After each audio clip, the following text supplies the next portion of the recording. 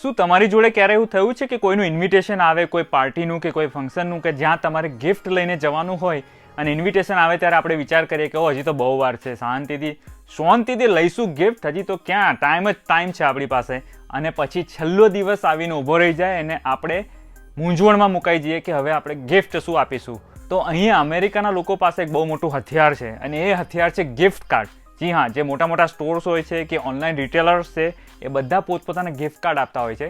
એટલે અહીંયા સૌથી બેસ્ટ ગિફ્ટ અમેરિકન લોકો જે માનતા હોય છે એ છે ગિફ્ટ કાર્ડ. હવે તમે વિચાર કરો કે આ જે ગિફ્ટ કાર્ડ હોય છે તે ગિફ્ટ કાર્ડ જેને મળે છે અથવા તો જે બાય કરે છે તે પૂરેપૂરા યુઝ નથી કરતા હોતા.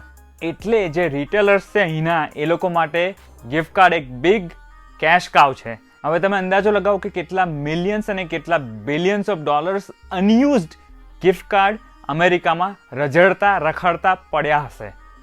આ આંકડો શું છે હું તમને આ વિડીયોના એન્ડમાં જણાવીશ. તમારો ગેસ શું છે આ આંકડો કેટલો હશે? કેટલા બિલિયન ડોલરના ગિફ્ટ કાર્ડ્સ? ગૂગલ કર્યા વગર તમે નીચે કોમેન્ટમાં અત્યારે જ લખી દો અને પછી ચેક કરો કે તમારો આંકડો મેચ થાય છે કે નહીં. આજના વિડીયોમાં હું તમને અમેરિકા વિશે કેટલીક ઇન્ટરેસ્ટિંગ ફેક્ટ્સ જણાવીશ. મેં રિસર્ચ કરેલી છે આ બધી જ ફેક્ટ્સ ઉપર અને એમાંથી ઘણી ફેક્ટ્સ એવી હશે કે જે તમે ક્યારેય સાંભળી નહીં હોય. વધારે ટાઈમ ના લેતા આપણે ચાલુ કરીએ આપણે આજની ધમાલ.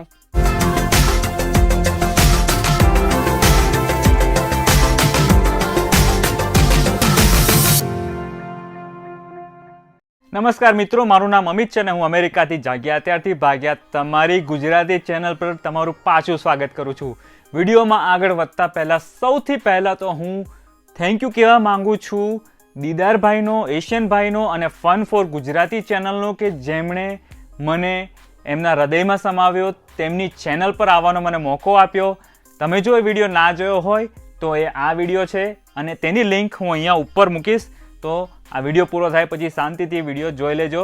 આ વિડીયોમાં જેટલી બી ફેક્ટ્સ હું તમને કહીશ એમાં જે સૌથી છેલ્લી ફેક્ટ છે હું તમને ગેરંટી સાથે ચોપડામાં લખીને આપું છું કે તે તમે ક્યાંય વાંચેલી નહીં હોય અથવા તો ક્યાંય આ વસ્તુ સાંભળેલી નહીં હોય. Fact number 6, house number 0. ચિંતા ના કરો, પહેલી જે 5 ફેક્ટ છે હું ગુપચાવી નથી ગયો. એ 5 ફેક્ટ્સ પર મેં વિડીયો બનાવી લીધો છે. એ વિડીયોની લિંક હું અહીંયા ઉપર મૂકીશ. જો તમે એ વિડીયો ના જોયો હોય તો આ વિડીયો પૂરો થાય પછી શાંતિથી જોઈ લેજો. House number. તમે કહેશો હાઉસ નંબરમાં શું ધાડ મારવા જેવી છે? હવે હાઉસ નંબરમાં ધાડ મારવા જેવું એ છે કે અમેરિકાની અંદર કેટલાક ઘરોના નંબર ચાલુ થતા હોય છે 0 થી. જી હા દોસ્તો, 0 થી. તમે કોઈને તમારા ઘરનો નંબર આપો ને પૂછે કે વોટ્સ યોર હાઉસ નંબર, તો તમારે કહેવું પડે 0. હવે ઘરનો નંબર 0 તે કંઈ લોજિક થયું કહેવાય? 13 નંબરને તેઓ અનલકી માને છે એટલે 13 નંબરને સ્કીપ કરવાના ચક્કરમાં હાઉસ નંબર 0 થી ચાલુ કરે. મેં પર્સનલી એવા અત્યાર સુધીમાં 4 ઘરો જોઈ લીધા છે કે જેઓના ઘર નંબર 0 હોય. હવે તમે કોઈને ફોન કરીને પૂછો કે ભાઈ તમારો એડ્રેસ આપો તો તમારે શું કહેવાનું? રમણીકભાઈ મારા ઘરનો નંબર લખો 0. ફેક્ટ નંબર 7, CE એટલે કે કન્ટિન્યુઅસ એજ્યુકેશન. હવે હું તમને સમજાવું આ CEનું ચક્કર શું છે. જે લોકો મેડિકલ ફિલ્ડમાં છે જેમ કે ડૉક્ટર્સ છે, નર્સિસ છે, ફાર્માસિસ્ટ છે કે બીજા કોઈ પણ મેડિસિનને રિલેટેડ ફિલ્ડમાં છે, તેઓએ એક વખત ડિગ્રી હાથમાં આવી જાય પછી એવું નહીં કે ભાઈ રાજા થઈ ગયા ને હવે અમારે કશું ભણવાનું નથી ને કશું કરવાનું નથી. અમેરિકાની અંદર તમારે તમારું લાયસન્સ ટકાવી રાખવા માટે, જે મેડિકલ ફિલ્ડનું લાયસન્સ હોય છે તે ટકાવી રાખવા માટે દર વર્ષે કન્ટિન્યુઅસ એજ્યુકેશન તમારે કરવું પડે. દાખલા તરીકે જો તમે કોઈક નર્સ હો, તમે નર્સ તરીકે કામ કરતા હો તો તમારે એપ્રોક્સિમેટલી 20 કલાક જેટલું કન્ટિન્યુઅસ એજ્યુકેશન, તમારે એક્ઝામો આપવી પડે, 20 કલાક જેટલું મટીરિયલ સ્ટડી કરવું પડે, તમારે ઘણી વખત લાઈવ કોન્ફરન્સ અટેન્ડ કરવી પડે અને ત્યાં પછી તમારે કોન્ફરન્સમાં પ્રશ્નો પૂછાતા હોય એના જવાબો આપવા પડે સાચા. એ બધું પાસ કરવું પડે અને એ સબમિટ કરાવવું પડે તમારી બોર્ડને અથવા તો ડિપાર્ટમેન્ટ ઓફ પબ્લિક હેલ્થને. તો જ તમારું જે લાયસન્સ છે પ્રેક્ટિસ કરવાનું તે તમે જાળવી શકો ને તમે પ્રેક્ટિસ કરી શકો. એવું નહીં કે ભાઈ એક વખત મળી ગયું લાયસન્સ કે એક વખત તમને સર્ટિફિકેટ કે ડિગ્રી મળી ગઈ પછી તમે આજીવન માટે તમે પ્રેક્ટિસ કરી શકો. ઇન્ટરેસ્ટિંગ ફેક્ટ નંબર 8 એ છે પોલીસમેન અને ફાયરમેન વિશે. તમે હોલિવૂડના ઘણા બધા પિક્ચરોમાં જોયું હશે અથવા તો નોટિસ કર્યું હશે કે અહીંયા જે પોલીસમેનો હોય છે મોટે ભાગે માથામાં વાળ નથી હોતા એ લોકોના, અને ઘણા બધા ફાયરમેન્સ હોય છે તેઓ મૂછો અને દાઢી નથી રાખતા હોતા. એમ કરવા પાછળનું કારણ શું છે એ તમને જણાવીશું. તો પોલીસમેનો હોય છે એ માથામાં વાળ એટલા માટે નથી રાખતા કારણ કે કોઈની જોડે ઝપાઝપી થઈ જાય કે મારામારી થઈ જાય તો તેઓ એ લોકોના વાળ ખેંચી ના શકે, એટલે મોટે ભાગે પોલીસો મુંડન કરાવી દેતા હોય છે અહીંયા આગળ અમેરિકાની અંદર. અને જે ફાયર બ્રિગેડમાં ઓબ્વિયસ રીઝન છે કે ફાયર મોઢા પર કેચ ના થઈ જાય એટલા માટે તેઓ અહીંયા મૂછો કે દાઢી નથી રાખતા હોતા અમેરિકાની અંદર. જો તમને અત્યાર સુધીનો વિડીયો ગમી રહ્યો હોય તો એક વખત નીચે લાઇકનું બટન દબાવી દેજો, જેથી કરીને મને ઇન્સ્પિરેશન મળતી રહે આ પ્રકારના વિડીયો બનાવતા રહેવાની તમારા લોકો માટે, અને યુટ્યુબને પણ ખબર પડે કે આ વિડીયો આગળ બીજા ગુજરાતી લોકો સુધી પહોંચાડવાનો છે.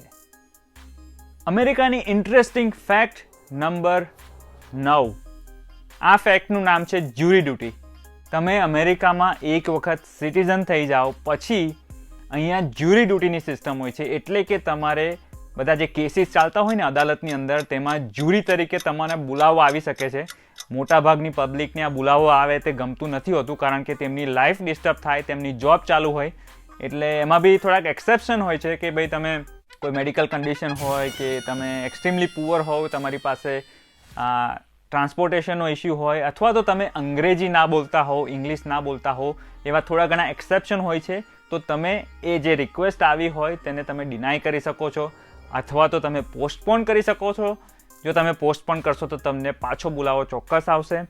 મોટે ભાગે મેં એવું નોટિસ કરેલું છે કે જ્યુરી ડ્યુટીમાં તમારે જો જવું પડે અદાલતમાં તો એક વખત તમે જાઓ પછી આવતા 3 વર્ષ સુધી પાછો તમારો વારો આવતો નથી, અને જો ભૂલથી એ લોકો તમને લેટર મોકલે પાછું આવવાનો તો તમે એ લોકોને ના પાડી શકો છો, કહી શકો છો કે ભાઈ હમણાં જ હું આવી ગયેલો છું, મારે પાછું નથી જવું. હવે થોડુંક ડિટેલમાં સમજાવું કે જ્યુરી ડ્યુટી હોય છે શું. જ્યુરી ડ્યુટી જ્યારે આવે તમારી, એટલે કે જે કેસ ચાલતો હોય તેમાં જે મુજરીમ એ ગુનો કર્યો છે કે નહીં તે નક્કી જજ નથી કરતા અહીંયા અમેરિકામાં, એ નક્કી કરે છે જ્યુરી, એટલે કે આપણા જેવા કોમન માણસો. એ લોકો ડિસ્કસ કરે બેસીને કે ભાઈ આ માણસે ગુનો કર્યો છે કે નથી કર્યો, અને પછી એ લોકોનું વોટિંગ થતું હોય છે. જેમ કે 10 લોકો હોય જ્યુરીમાં તો પછી બહુમતીવાળા વોટ આવે તે પ્રમાણે એનું ડિસિઝન આવતું હોય છે કે માણસ ગુનેગાર છે કે નહીં. તો આ જજના હાથમાં નથી હોતું કે કોઈને દોષી જાહેર કરવો કે નહીં. તો તમે વિચાર કરતા હશો તો પછી જજનું કામ શું છે અદાલતની અંદર. તો એક વખત માણસ દોષિત સાબિત થઈ જાય જ્યુરી દ્વારા પછી જજનું કામ ચાલુ થતું હોય છે.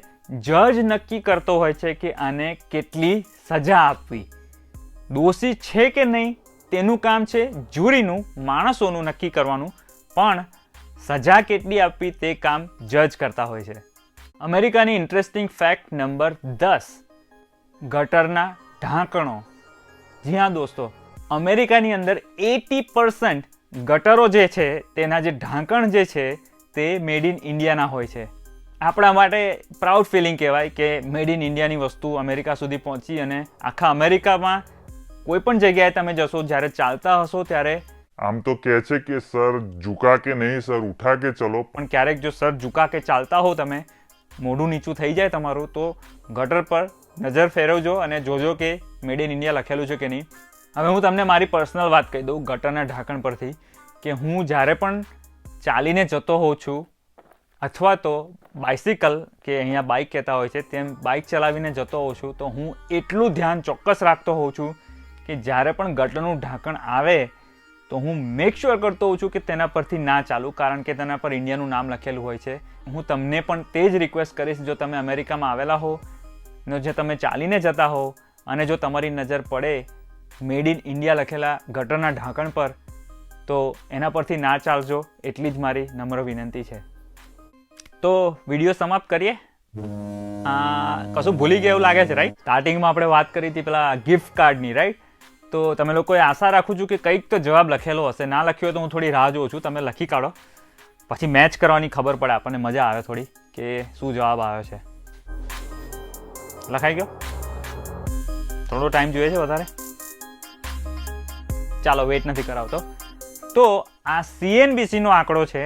CNBCના કહેવા પ્રમાણે અમેરિકાની અંદર 21 બિલિયન ડોલર્સના ગિફ્ટ કાર્ડ હજી સુધી વપરાયા નથી. એટલે કે જે રિટેલરોએ વેચેલા છે આ ગિફ્ટ કાર્ડ, $21 બિલિયન એમ જ ફરી રહ્યા છે માર્કેટની અંદર.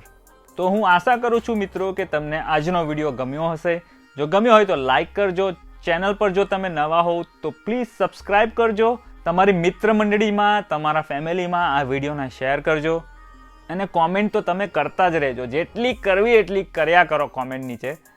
મળીશું પાછા આપણે નવા વિડીયોમાં. ત્યાં સુધી તમે લોકો કરો જલસા.